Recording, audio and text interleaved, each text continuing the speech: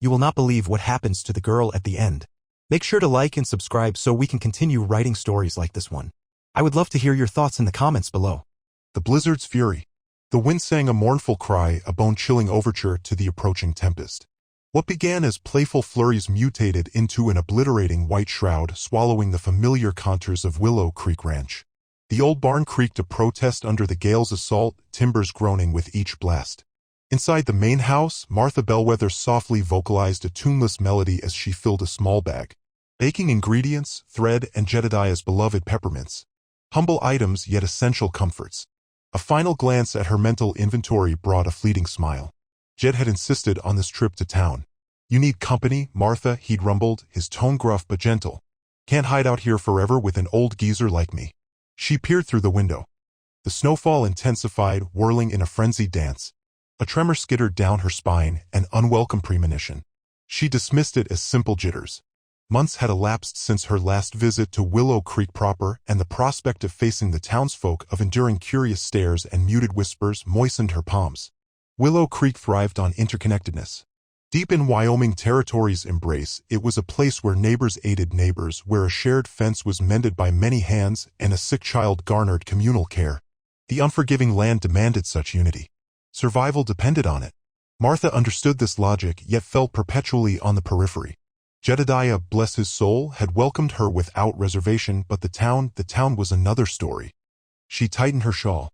Jed was out with the cattle, ensuring their shelter before the blizzard reached its peak. Though he insisted she wait for his return, Martha knew his stubborn dedication to his animals. She didn't want to delay her journey any longer. Besides, she reasoned, could the weather truly worsen? Famously foolish words, she mused wryly. She donned her well-worn boots, the leather supple from years of use. Snatching her bag and a thick woolen scarf, she ventured onto the porch. The wind nearly wrenched the door from her grip. The world had dissolved into a chaotic swirl of white, the ranch house a mere suggestion through the furious snow. The barn, typically a reliable landmark, was now a spectral outline. Fear, a frigid blade, sliced through her resolve. This was no ordinary snowstorm, it was a raging blizzard. She paused, her hand hovering near the door. Perhaps prudence dictated waiting for Jed. But the image of him exposed to this fury, struggling to reach the herd, propelled her into action. He needed her assistance. Suppressing the disquiet in her stomach, Martha descended into the swirling whiteness. The snow was already knee-deep, each step a labored effort. The wind shrieked in her ears, a deafening roar that masked all other sound. She pulled the scarf tighter, squinting against the icy sting. She knew the path to the barn intimately, having traversed it countless times. But in this blinding chaos, landmarks vanished and familiar shapes morphed into threatening specters. She stumbled, her foot snagging on something hidden beneath the accumulating snow. She fell heavily onto her hands. The wind seemed to cackle with glee, pelting her with frozen darts. Panic clawed at her throat. She had to rise. She had to reach Jed. Struggling to her feet, she leaned into the relentless wind. The barn seemed impossibly distant, a fading memory in a monochrome world. Her breath rasped in ragged gasps, her lungs ablaze with exertion. She cried out Jed's name, the sound lost to the storm's ravenous appetite. She knew he wouldn't hear, but the act of speaking, of asserting herself against the blizzard's wrath, offered a fragile ember of hope. Suddenly, a dark form materialized from the swirling white. The barn. Relief flooded her, weakening her already taxed muscles. She lurched towards it, her legs leaden. Reaching the barn door, she heaved it open. The interior offered a meager shield from the wind, yet the air remained bitterly cold. She surveyed the stalls, her heart plummeting with each empty space. Jed wasn't present. He must still be with the cattle. The realization sent a fresh tremor of fear rippling through her. He could be anywhere, lost within this white oblivion. She couldn't remain here, in relative safety, while he contended with the elements alone. She had to find him. Taking a steadying breath, Martha steeled herself. She was a bellwether, and bellwethers didn't yield to adversity. She would confront this blizzard, and she would bring Jedediah home. Seizing a thick rope from the barn wall, she secured one end around her waist, the other to a sturdy post. A meager tether, but a lifeline nonetheless, a connection to the barn, to safety. Then, with a silent prayer and a resolute spirit, Martha Bellwether plunged back into the blizzard's wrath. A widow's journey. The tether strained against her gloved grip as she fought forward, the barn a dark phantom swallowed by the white squall. Jedediah was out there somewhere. Each blast of frigid air was a deliberate shove, an attempt to force her retreat, to smother her beneath the ceaseless snowfall. But Martha Bellwether had wrestled down demons far more formidable than a winter gale. Isolation for one. Destitution for another. Her hand found the familiar, ice-glazed wood of the fence. After unknotting the rope from the barn's support beam, she lashed it to the post, granting herself a vital second anchor. This small act of precision offered a sliver of resolve against the surrounding chaos. She needed that medicine desperately.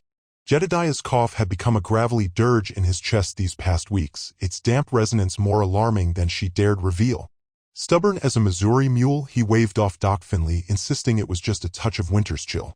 But Martha knew better, and his current exposure to this white madness, could only worsen his condition. The thought shot adrenaline into her veins, each stride a defiant act against the gale's resistance. She pictured the faded label on the tin at Olson's Mercantile, promising respite from chest congestion. Not a cure, perhaps, but some measure of comfort.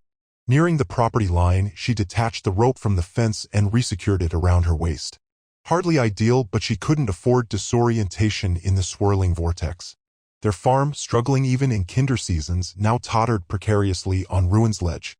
Jedediah had risked every available cent on the cattle, gambling on a profitable sale at market. Their loss would mean absolute devastation. That grim prospect became a weight on Martha's back, heavier than the accumulating snow clinging to her greatcoat. At last, after what felt like an age, the dim nimbus of the town lamps pierced the swirling flakes. A pulse of relief, quickly chased by a renewed swell of unease. Battling the storm was one feat, facing the town was another entirely. Main Street stood stark and deserted, the buildings huddled together like shivering beasts. The wind howled a mournful song through the desolate space, churning the snow into ghostly eddies. Head bowed against the icy daggers, she hurried toward the Mercantile. Inside, the air possessed a soothing warmth. Mrs. Olson, her face a roadmap of worry lines, stood sentinel behind the counter, a solitary lamp painting long shadows across the stocked shelves. "Martha Bellwether, what on earth are you doing out in such a squall?" Her voice, edged with concern, cut through the quiet. "Jedediah's out with the cattle," Martha managed, her voice thin and reedy. "I need cough medicine. His chest is terrible." Mrs. Olson's expression softened. "That man? Always last in line for his own well-being. Here," she said, retrieving the tin that Martha had been eyeing. "And have this honey, too. It'll soothe his throat." Martha's gloved hand dove into her pocket, her frozen fingers struggling to extract the meager coins she'd saved. "How much do I owe you?" Mrs. Olson waved away the offer. "Don't fret over payment right now, Martha. Just get home to Jedediah safely. I'll repay you, Mrs. Olson. I promise." Martha's voice nearly broke. She loathed being indebted to anyone, especially with their precarious circumstances. "Hush now. Focus on tending to him."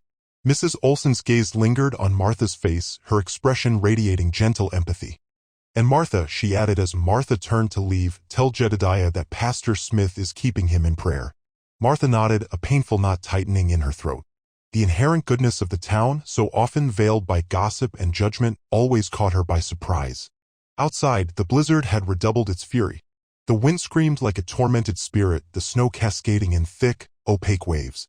The return journey to the farm seemed twice as long, twice as treacherous. The rope, her steadfast guide, pulled taut against her waist. Each step demanded every ounce of her resolve, a stubborn refusal to yield to the elements. She faltered, nearly losing her footing, the tin of medicine skittering from her numb grasp. A flash of panic. She scrabbled wildly in the snow, her heart thundering against her ribs until her fingers closed around it, the cold metal a small beacon in her frozen hand. Ahead, the faint silhouette of the barn had become an almost invisible smudge. Exhaustion threatened to consume her, but the image of Jedediah, alone and exposed in the raging tempest, propelled her onward. She had to reach him. She had to bring him home. Lost in the whiteout. The wind shrieked, a feral thing clawing at Martha's threadbare shawl. The vial of medicine, pressed tightly in her mittened hand, felt less like salvation and more like a brand against her numbing flesh. To return had been folly. Beyond the town limits, the blizzard had redoubled its fury, a maelstrom of snow intent on swallowing the world whole. She'd foolishly believed she could follow her tracks, but the gale had swept them away, leaving a blank canvas of white. Even the stark, reaching branches of the trees, usually reliable guides, had vanished in the whiteout. A cold dread began to seep into her bones. She huddled deeper into the inadequate wool, its coarse fibers chafing her skin. "Just a little further," she croaked, her voice lost to the storm's rabid roar. Just a little further for Jedediah. But each step forward required a Herculean effort. Her legs, already screaming from the initial journey, felt like pillars of ice. The gale slammed into her, threatening to topple her. She stumbled, grasping at a berry bush, its frozen twigs biting at her skin. The insidious creep of numbness promised oblivion. She peered through slitted eyes, struggling to penetrate the icy curtain. An endless vista of snow and wind offered no solace. Which way lay home? Had she stumbled past it already? The thought jolted her, a brief spark against the encroaching cold. She listened, straining for any familiar sound, a dog's bay in the distance, the groan of a gate hinge, some small signal of habitation. But only the ceaseless howl resonated, a maddening symphony of the storm. Jedediah's gaunt face swam before her eyes, etched with pain, his racking cough echoing in her memory. She conjured the image of their small cabin, the fire sputtering in the hearth, casting grotesque shadows on the walls. The picture of him, alone and suffering, provided a fleeting surge of strength, but her body rebelled. She tried to backtrack, desperate for a marker, some vestige of her earlier passage. But the storm had consumed it all, leaving her adrift in a featureless expanse. The frigid air clawed at her, a deep, penetrating cold that defied all willpower. Her extremities were dead, her face a mask of ice. She felt her life force draining away, replaced by a leaden weariness that beckoned her down. She collapsed to her knees, the vial slipping from her grasp, swallowed by the indifferent snow. She lacked the will to search for it. What was the point now? She was lost, alone, and freezing to death. Jedediah, she breathed, the name a ghost in the wind. Tears froze instantly, blurring her already limited vision. She closed her eyes, succumbing to the cold's embrace, the overwhelming exhaustion, the gnawing despair. She conjured Jedediah, his strong arms enfolding her, the warmth of his breath on her cheek. She smelled wood smoke and pine, heard the reassuring crackle of a fire. She dreamed of a life brimming with warmth and laughter, a life dissolving with each fleeting breath. A brutal gust tore at her shawl, momentarily clearing the snow from her face. She opened her eyes, scanning the swirling chaos for a sign, any sign, but there was only the infinite, merciless storm. She closed her eyes again, no longer resisting the darkness. She let it claim her, a soft, deceptive shroud that promised release from the agony and the cold. A rancher's ride. Jedediah Strong squinted at the swirling white chaos outside his window. The blizzard hadn't relented, howling like a banshee determined to tear the very roof from his ranch house. Most folks would huddle by the fire, trusting their livestock to weather the storm. But Jed wasn't most folks. He had a responsibility, a silent promise he'd made to the land and the creatures that depended on it. His gut churned with worry. The cattle, especially the newly calved heifers, would be struggling. He couldn't shake the image of them huddled together, their breath frosting in the brutal air.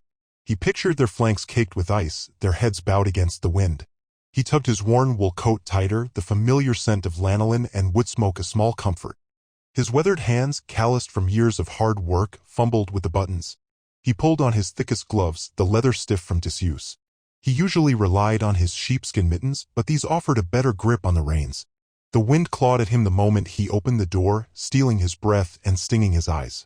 The barn loomed, a ghostly silhouette in the swirling white. He stumbled through the drifts, each step a battle against the elements. Inside, he saddled his sturdiest horse, a dependable Appaloosa mare named Betsy. She shifted uneasily, her breath steaming in the cold air, her eyes wide with apprehension.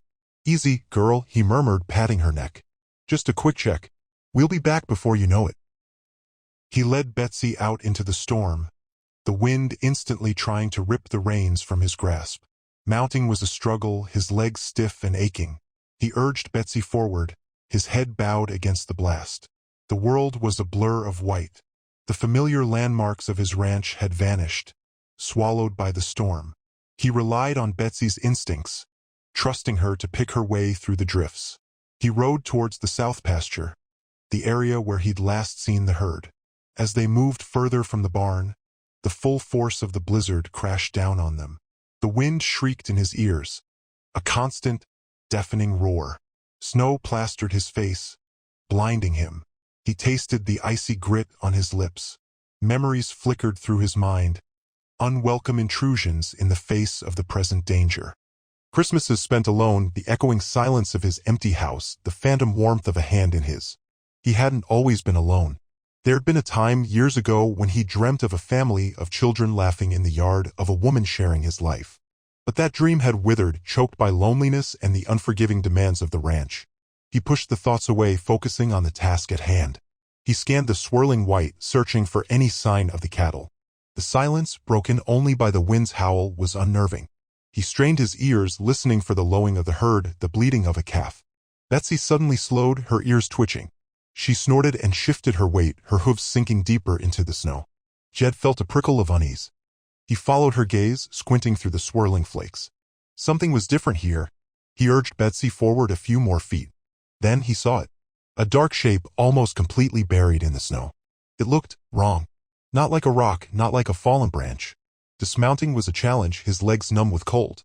He stumbled through the drifts, his heart pounding in his chest. As he got closer, the shape began to resolve. It was a person. A wave of dizziness washed over him. What was someone doing out here in this weather? He knelt beside the figure, brushing away the snow. A woman. Her face was pale, her lips blue. Her eyes were closed. He reached out a gloved hand, touching her cheek.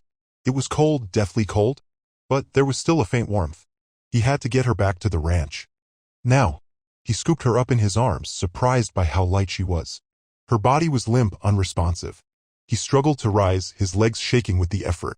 Betsy shifted nervously, sensing his distress. He cradled the woman close, shielding her from the wind as best he could. He stumbled back towards Betsy, the weight of her body a heavy burden. He managed to hoist her onto the saddle, settling her in front of him. "Easy, girl," he whispered to Betsy, his voice strained. "We gotta hurry." He turned the mare towards home, his heart pounding with a mixture of fear and determination.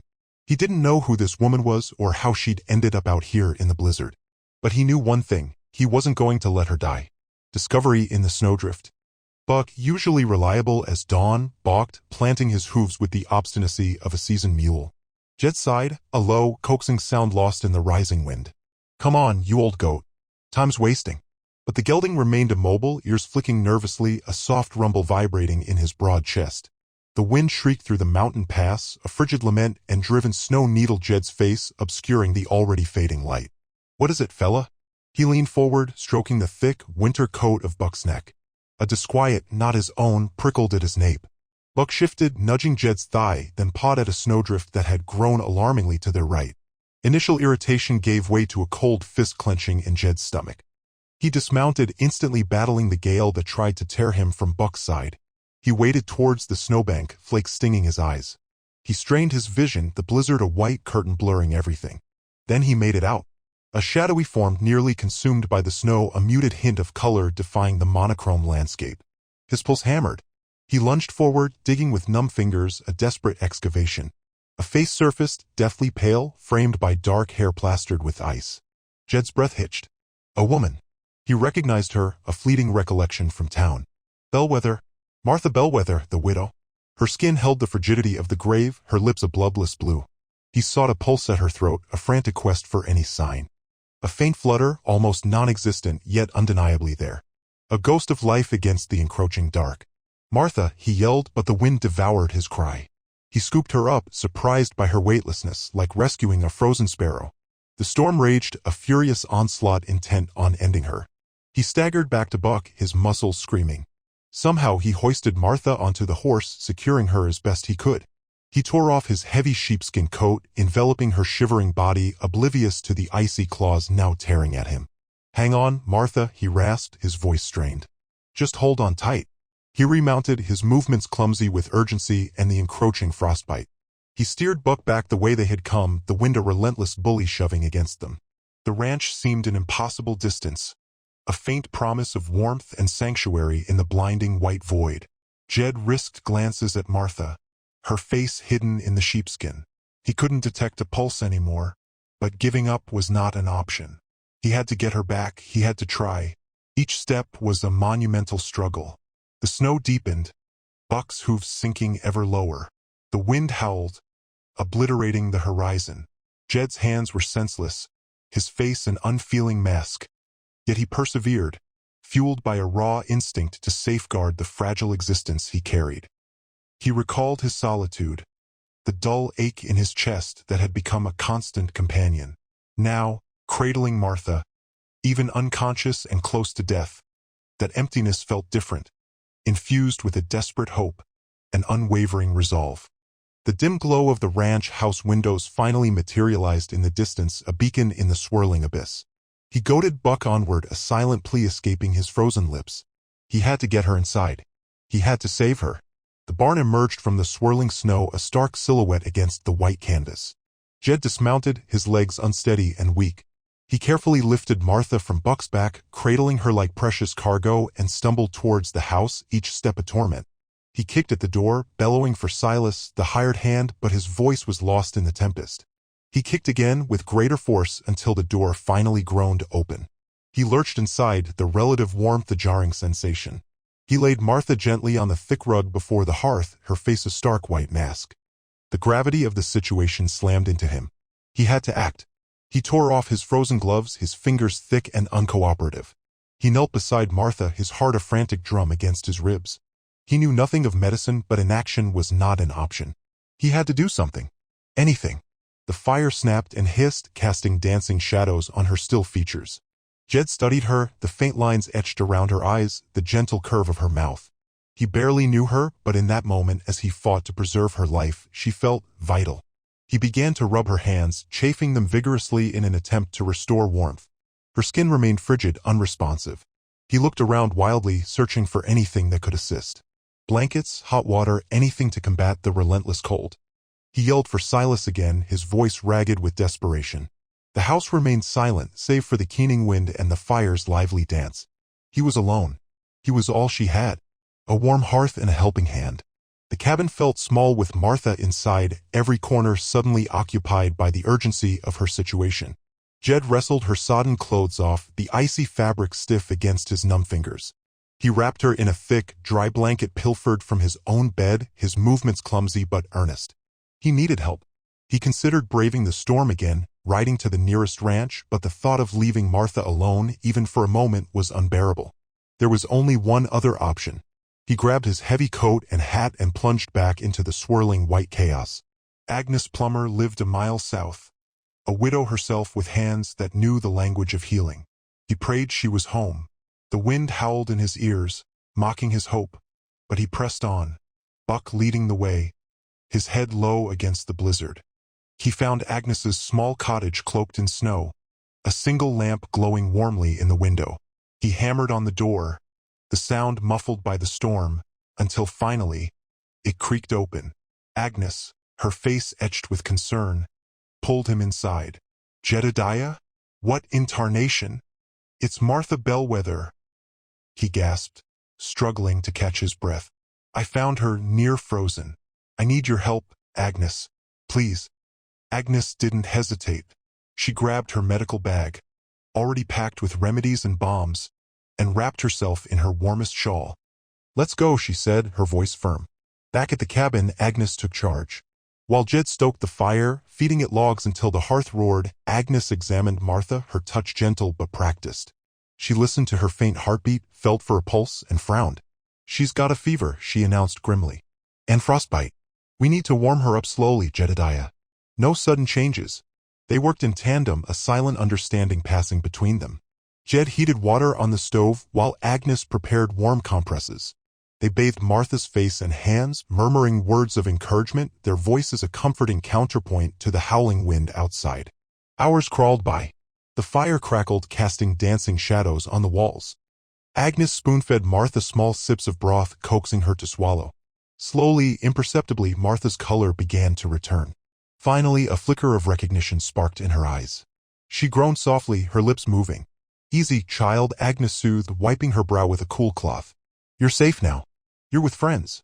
Martha's gaze drifted around the room, settling on Jed. Confusion clouded her features. Jedediah, she whispered, her voice hoarse. What happened? Jed knelt beside her, his hand hovering over hers, afraid to touch her. You were caught in the storm, Martha.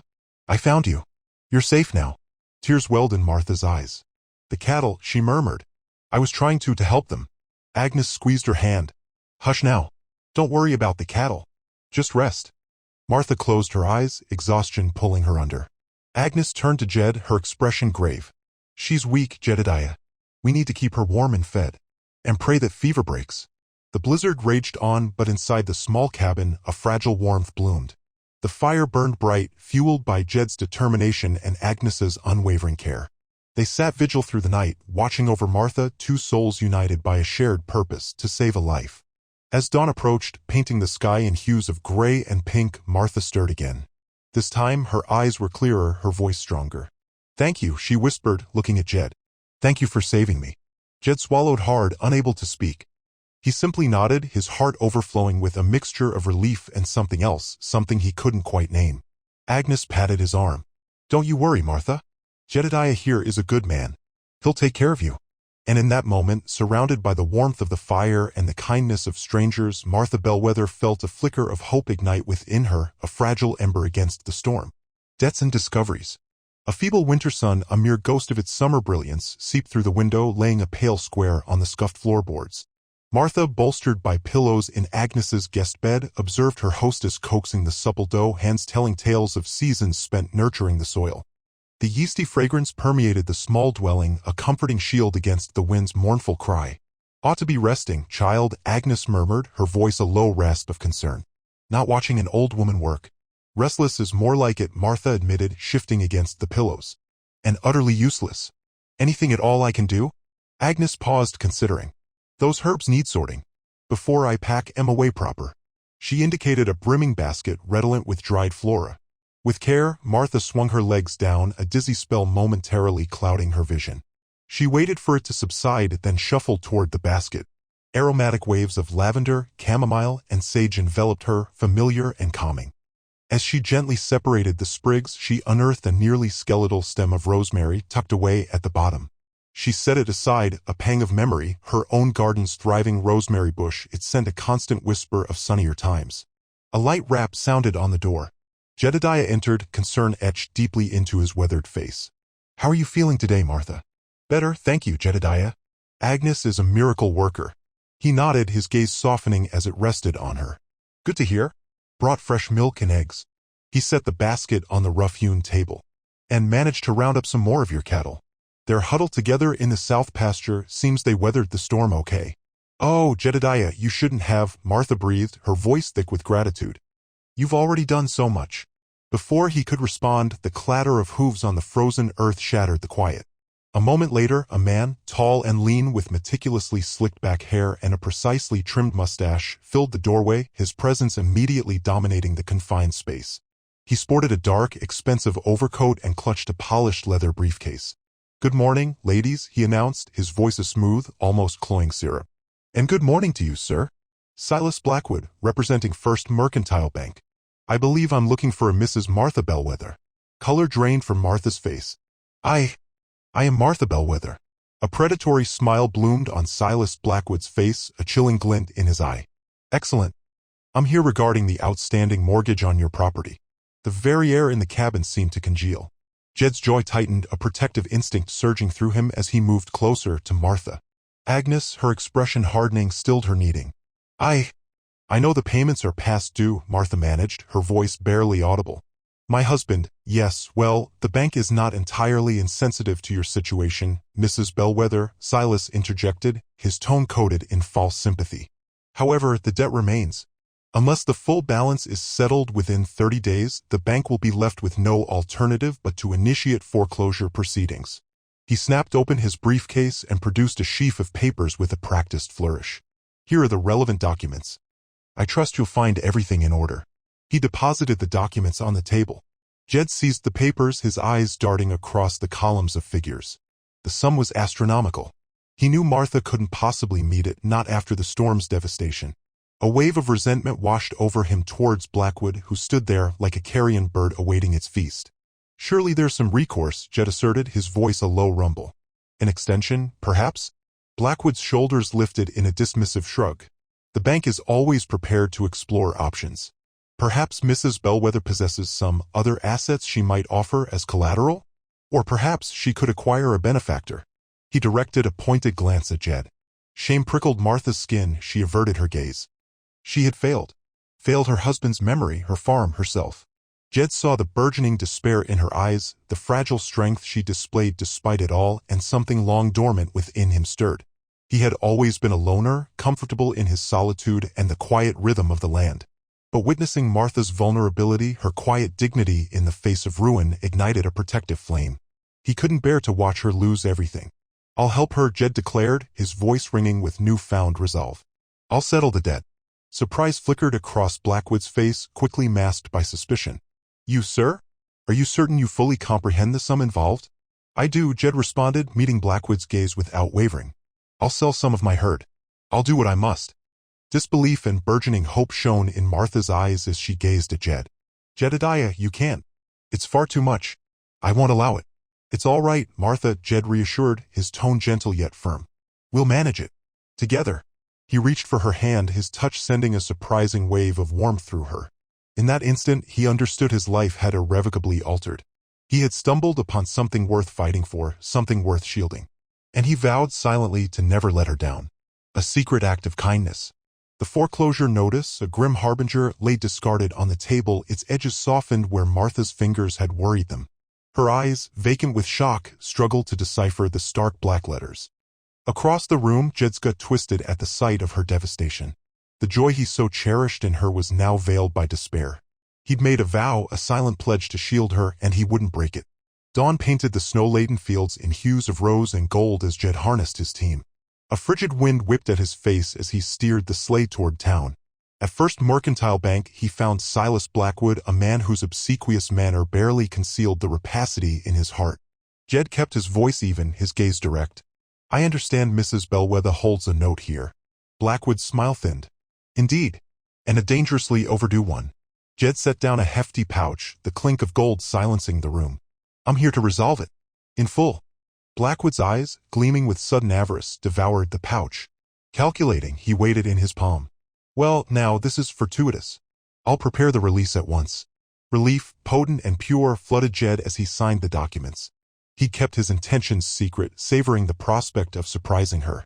He knew Martha's independent spirit would likely reject a handout, but he couldn't passively watch her world crumble. Back at Agnes's cozy hearth, Martha sat shrouded in a shawl, her frame fragile. She lifted her gaze as Jed entered, a question hovering in her eyes. Where were you? She asked, her voice a mere thread. Errands in town, he mumbled, averting his eyes.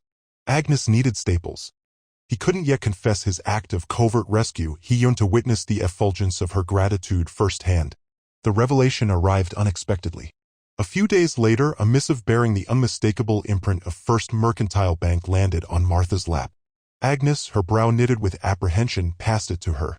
With trembling fingers, Martha broke the seal, her eyes darting across the formal script. Color drained from her face, then rushed back in a tide of bewildered comprehension. What is it, dear? Agnes pressed, concern etched on her face. Martha looked up, tears shimmering. It's the mortgage. It's been settled. Completely. Her piercing gaze locked onto Jed's. He could no longer elude her. Meeting her eyes, he felt the weight of his secret and the trembling hope of her reaction. Jedediah, she breathed, her voice thick with suppressed emotion. Did you? He simply nodded, words failing him. The emotions swirling in her eyes were reward enough. Astonishment, gratitude, and something deeper, akin to burgeoning affection. But why? She whispered, barely audible. He closed the distance between them, his hand rising to tenderly cup her cheek. Because I couldn't stand to witness your ruin, he confessed, his voice raspy. Because you deserve solace. Because... He hesitated, his heart a frantic drum against his ribs. Because I care deeply for you, Martha, more than words can say. The air crackled with unspoken sentiments. Martha's eyes plumbed the depths of his, seeking confirmation of his sincerity. She found it there, reflected in the earnestness of his expression, the gentleness of his touch. A starlit night found Jed guiding his sleigh, a plush fur lap robe cocooning Martha against the biting chill. The celestial tapestry glittered above the snow-covered landscape. Though the air nipped at their exposed skin, Martha felt a burgeoning warmth within, unrelated to the blanket's embrace. As they skimmed across the hushed countryside, Jed turned towards her, his eyes radiating a tenderness she had never before witnessed. Martha, he began, his voice a low murmur. These past weeks, they've reshaped my world. I've lived a solitary life for so long, finding contentment in isolation. But now I can't fathom a future without you. He paused, drawing a steadying breath. I know it's soon, but I must tell you. I'm falling irrevocably in love with you, Martha Bellwether. Forever love in Willow Creek. The spring thaw painted Willow Creek in hues of emerald and gold. Martha, though still regaining her strength, found a new vitality blooming within her, a direct reflection of the love that blossomed between her and Jed. He courted her with a quiet devotion, leaving wildflowers on her windowsill, mending her fence with a skill that spoke of years spent coaxing life from the land, and simply sitting with her on the porch swing, sharing stories until the fireflies blinked awake. One evening, as the sunset bled across the sky in fiery streaks, Jed took her hand, his calloused palm warm against hers. "Martha," he began, his voice thick with emotion. He knelt before her, a small, worn wooden box in his hand. Inside, nestled on a bed of velvet, was a simple gold band etched with tiny forget-me-nots. "Will you do me the greatest honor and become my wife?" Tears welled in Martha's eyes, blurring the already vibrant colors of the evening. "Jedediah," she whispered, her voice trembling. "Yes. Oh, yes." He slipped the ring onto her finger, his touch sending a shiver of joy through her. He rose, pulling her gently into his arms. "Forever, Martha," he murmured, his breath warm against her temple. "Forever in Willow Creek." The news of their engagement spread like wildfire through the small community. Agnes Plummer, particularly, was overjoyed. She bustled about, taking charge of the wedding preparations with a fervor that belied her age. "A wedding in Willow Creek is a cause for celebration," she declared, her eyes twinkling. "And we'll make sure it's a celebration to remember." The days that followed were a whirlwind of activity. The women of the town gathered at Agnes's house, their laughter echoing through the rooms as they sewed Martha's dress. It was simple but elegant, made of ivory linen, with delicate lace trim that Agnes had been saving for a special occasion. Jed, meanwhile, worked tirelessly to prepare the ranch. He mended fences, painted the barn a fresh coat of red, and planted a garden bursting with colorful blooms, a testament to the new life he and Martha were building together. The wedding day dawned bright and clear. The air was filled with the scent of wildflowers and the sweet melody of birdsong. A makeshift altar had been erected beneath the ancient willow tree that gave the ranch its name, its branches draped with white ribbons and garlands of roses. Guests arrived, their faces beaming with anticipation. Even Silas Blackwood, looking uncharacteristically subdued, offered a stiff nod to Jed. As Martha walked down the aisle, escorted by Agnes, Jed's heart swelled with an emotion he had never known. She looked radiant, her eyes shining with love and happiness. Reverend Thomas Goodfellow, his face etched with kindness, beamed at them. The ceremony was simple and heartfelt. Reverend Goodfellow spoke of the enduring power of love, of the strength found in adversity, and of the promise of a future built on trust and devotion. Martha and Jed exchanged vows, their voices filled with emotion. When Reverend Goodfellow pronounced them husband and wife, a collective sigh of happiness rippled through the crowd. Jed lifted Martha's veil and gazed into her eyes, his love for her a palpable thing. He leaned down and kissed her, a kiss that sealed their promise, a kiss that spoke of forever. The celebration that followed was filled with music, laughter, and dancing. Tables laden with food lined the yard, a testament to the generosity of the community. Jed and Martha danced beneath the stars, their movements clumsy but heartfelt. As the evening drew to a close, they stood hand in hand, watching the fireflies dance in the twilight. "Thank you, Jed," Martha whispered, her voice filled with gratitude. "For saving me, for loving me, for giving me a new life." Jed squeezed her hand, his gaze fixed on the horizon. "You saved me too, Martha," he replied, his voice thick with emotion. "You showed me what it means to truly live, to truly love." And now he turned to face her, a smile gracing his lips. "Our forever begins."